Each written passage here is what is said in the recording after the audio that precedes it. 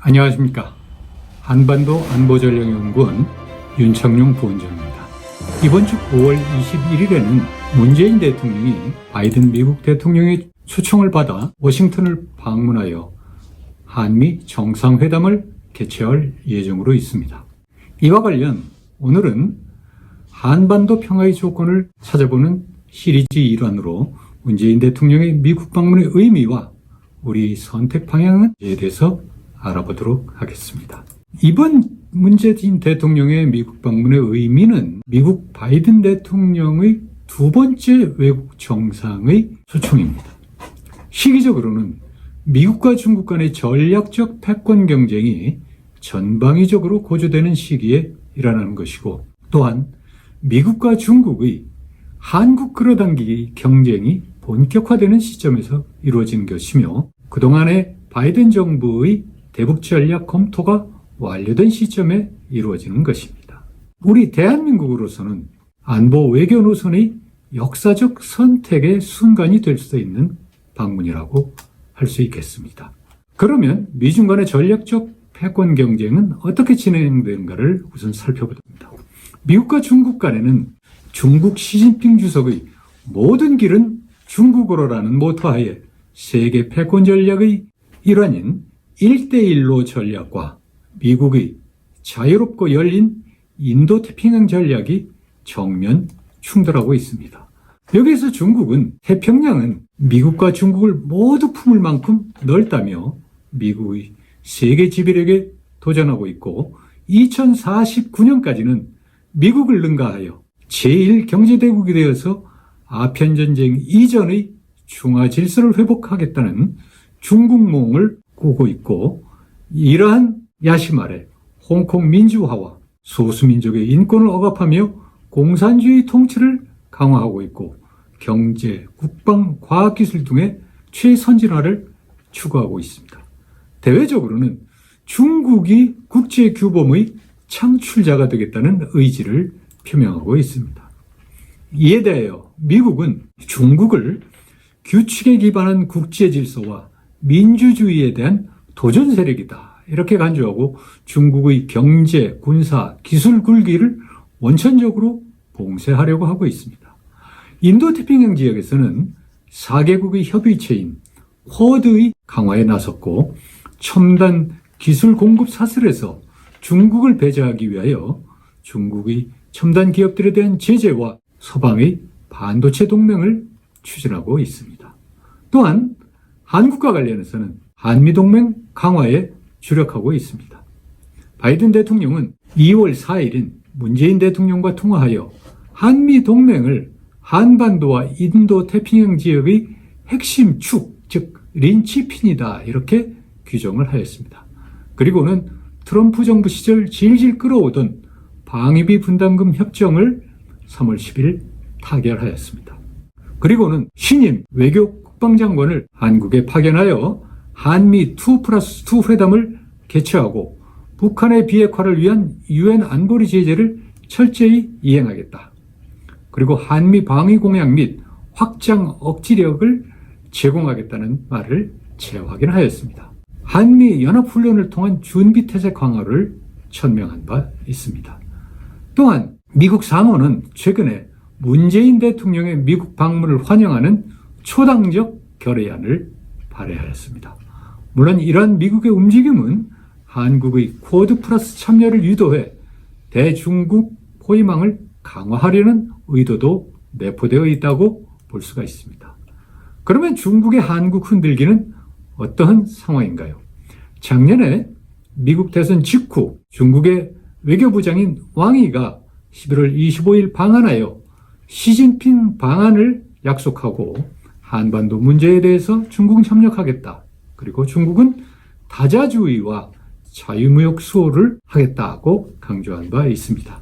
금년 들어서는 시진핑 주석이 미 바이든 대통령의 취임 직후인 1월 26일 문재인 대통령에게 직접 전화하여 한중 우호협력 강화를 피력한 바 있습니다.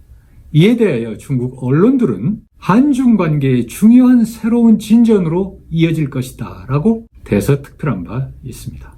그리고 지난 4월 2일 정의용 외교장관을 중국으로 초청하여 한중 외무장관 회담을 개최하고 시진핑 방한 의지를 재확인하고 차관급 전략대화 및 외교안보 2+2 대화를 개최하겠다. 한중 미래발전위원회를 출범시키겠다. 그리고 2단계 자유무역 협정인 FTA 협상을 가속화하겠다는 등의 한중 협력 시나리오에 합의한 바 있습니다. 그러면 북한의 태도는 어떠한가요? 북한은 지난 1월 제8차 노동당 대회에서 남한을 염두에 둔 전술 핵무기 개발 등 핵 무장력 강화 의지를 표명한 바 있고 온 사회의 김일성, 김정일 주의화라는 대남 촉화 전략과 목표를 유지하였습니다. 그리고 지난 3월 김여정은 3년 전의 봄날은 다시 돌아오기 어려울 것이다 라면서 한미 연합훈련 등 대북 적대시 정책의 폐지와 민족 공조를 압박하고 있습니다. 또한 김정은은 지난 4월 8일 당 세포비서대회에서 고난의 행군을 선언하였습니다. 그러면서 김정은의 유일 독재 체제를 강화하고 북한 주민의 공산주의 사상 개조 운동을 적극 전개하고 있는 상황입니다. 대외적으로는 중국과 러시아와의 연대를 강화하겠다고 나서고 있습니다. 이러한 북한의 움직임은 남북 대화와 북미 비핵화 협상을 자기네들이 조건이 맞지 않는 한 하지 않겠다는 그런 말에 다름 아닙니다. 이런 상황에서 문재인 정부는 어떤 입장을 취하고 있을까요? 2019년 8월 김준형 국립외교원장은 한미동맹이 국익에 앞설 수는 없다고 말했습니다. 한미동맹보다 우리 국익이 앞선다는 것이죠. 무엇을 국익으로 얘기하는지 모르지만 한미동맹보다 더 큰 국익이 있을까요? 그런데도 그 당시 청와대는 나서서 같은 얘기를 한 바 있습니다. 그리고 지난 3월에는 한미동맹 관계가 상식적, 실용적, 합리적 판단을 못하게 할 정도로 신화화했다고 주장하였습니다. 이는 곧 한미동맹의 가치와 중요성을 아주 심각하게 폄하하고 있는 것이라고 볼 수 있습니다.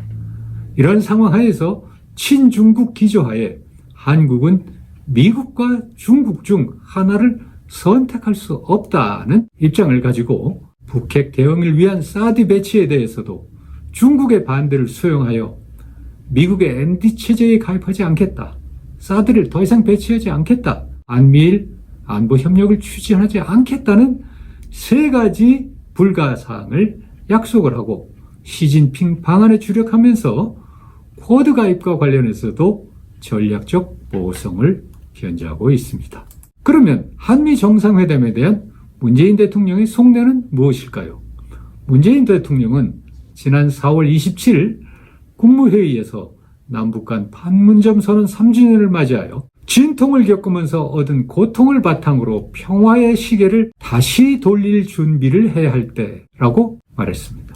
그리고 한미 정상회담이 대북 정책을 긴밀히 조율하고 발전적으로 나아갈 방향을 정리하는 계기가 되기를 기대한다고 언급한 바 있습니다.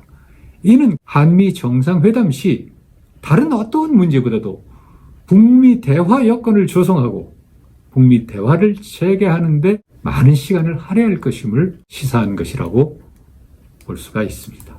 그러면 우리의 선택은 어때야 되는 것일까요? 한미동맹을 강화해야 되는 것일까요?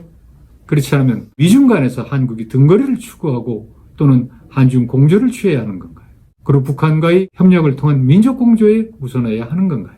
우선 여기에서 역사적인 사실을 돌이켜볼 필요가 있습니다. 미국은 대한민국을 3번 구했다 이렇게 말씀드릴 수가 있습니다. 첫 번째는 일본 제국주의로부터의 한반도의 해방입니다. 둘째는 소련의 한반도 전체의 점령을 미국이 막아냈다는 것입니다. 세 번째는 북한의 남침을 격퇴하여 오늘의 대한민국이 있도록 하였다는 것입니다. 아마도 미국이 참전이 없었다면 대한민국은 그 당시에 사라졌을 것입니다. 이후에 한미동맹이 대한민국의 경제 번영과 민주화의 토대가 되었음을 우리는 잊어서는 안 됩니다. 그러면 중국은 어떠한가요? 역사적으로 고려시대의 침략과 지배는 차치하고라도 조선시대 내내 중국에 조공을 바치는 종주국의 지위를 가지고 있었습니다. 그리고 김일성의 남침을 돕고 참전하여 한반도의 분단을 고착화시킨 세력입니다. 오늘날에도 북한 김일성 족벌 체제의 후견 세력임을 자임하고 있습니다. 시진핑 주석은 중국과 북한의 관계를 혈맹 관계요, 순치 관계라고 말하고 있습니다. 북한이 중국의 영향력에서 벗어나는 것을 결코 용납하지 않겠다는 얘기에 다름 아닙니다. 따라서 한중 간의 경제적 이해관계가 지대하지만 가치 공유면이 상당히 제한되어 있다는 것을 생각할 필요가 있습니다. 그리고 사드 배치 이후에 한국에 대한 중국의 제재, 즉 한한령이 지금도 몇 년째 유지가 되고 있습니다. 그러면서 한국 기업과 국민들에 대한 영향력을 구축하려고 시도하는 것이 오늘날의 중국이라고 말할 수가 있습니다. 그러면 한미 정상회담에서 추구해야 할 핵심 과제는 무엇인가? 우선은 민주주의, 인권, 시장 경제 등 가치에 기반한 동맹 강화를 추구해야 한다고 생각합니다. 구체적으로는 한미동맹의 실질적 강화와 북한에 대한 확장 억지력을 확실하게 우리가 보장받아야 합니다. 두 번째는 북한이 핵 개발을 포기하지 않고 있는 한 북한 핵 폐기를 위한 원칙과 방향을 설정하고 확인하는 계기가 되어야 된다고 생각합니다. 그리고 쿼드 참여 및 미국 주도 첨단 기술 반도체 동맹에 참여하는 기회로 삼아야 합니다. 중국의 제재가 지속되고 있는 현 상황이 우리로서는 쿼드에 어떠한 형태로든 참여할 수 있는 최적기라고 생각이 됩니다. 또한 지금 창궐하고 있는 코로나에 대응한 백신 확보를 위한 기회로도 삼아야 된다고 생각합니다. 즉 한미동맹 강화가 자유민주주의에 기반한 대한민국의 국가 안전을 보장하고 지속 가능한 발전의 필요 조건임을 명심해야 할 것입니다. 문재인 대통령의 현명한 선택을 기대해 봅니다. 감사합니다.